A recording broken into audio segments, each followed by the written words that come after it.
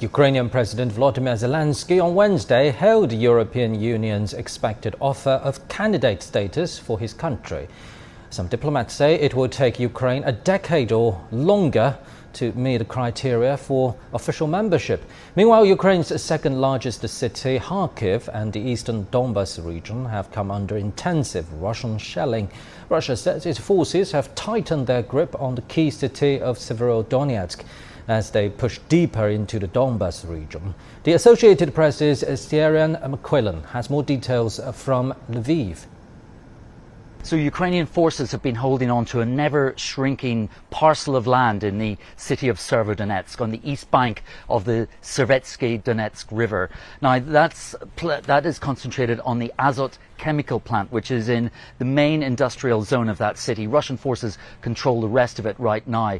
Sergei Hadai, the regional governor, said overnight that 568 civilians were still in the Azot chemical plant. Alexander Struk, the mayor of Severodonetsk, said that 4,000 to 5,000 civilians remain in the city. Most of them don't want to leave, he said.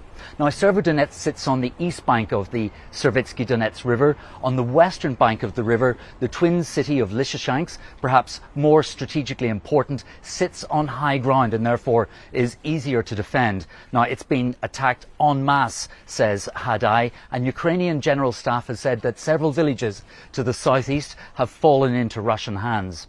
President Zelensky has said that the stated Russian goal is to capture the last remaining Ukrainian-held territory in the Luhansk region ahead of the G7 and NATO summits, which will be taking place next week in Europe.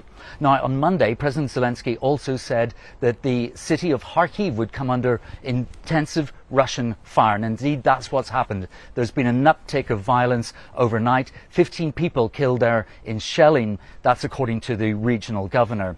There's no doubt that Ukrainian forces are currently being massively outgunned by Russia.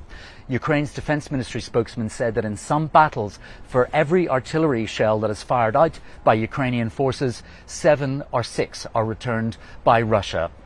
For CGTN, this is Stephen McQuillan in Lviv, Western Ukraine, for Associated Press.